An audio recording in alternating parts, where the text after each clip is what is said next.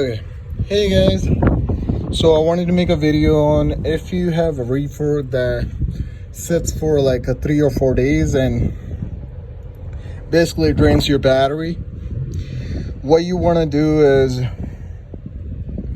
you can disconnect the red terminal. If you can store it for 2-3 days or for a week, you're not going anywhere, just take one of the terminals out, then you can zip tie it lightly. It doesn't need to be tight, and just put the nut on and back on. That way you don't lose it. This way you won't the trailer won't drain the battery. Also, if you do run the reefer quite a lot, originally your reefer came with a 700 crank battery. When you do change it, the carriers can put, if you go to Carrier or Thermo King, they're gonna put a 700 or 600, 650. Get a 1100 or a 925.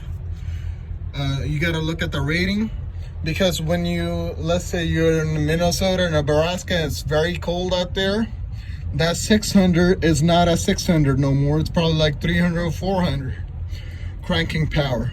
This really rolls over the reefer unit and get you started right away.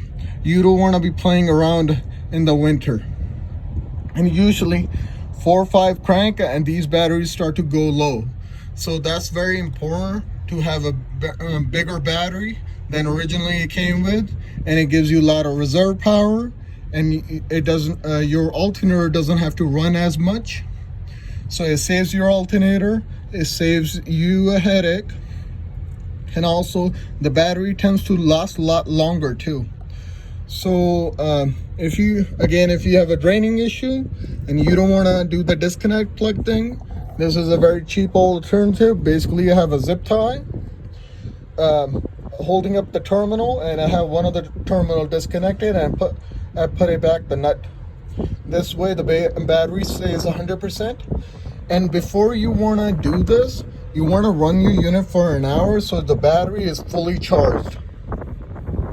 That way the battery, when you disconnect it, is fully charged, and when you connect it back in, it's going to start your unit right away whenever you're coming back to the unit to start again. That way you don't have to buy a battery again, because if the trailer sits around and it doesn't run, and the battery will eventually drain down to a critical level, and where even if you jump in and start it, it's going to shorten the life of the battery, and you don't want the battery to die on the road.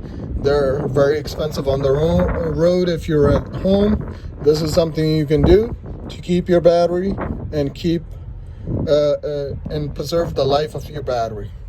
Okay guys, if you like what I post on the channel, please like, share, subscribe. Thank you, bye.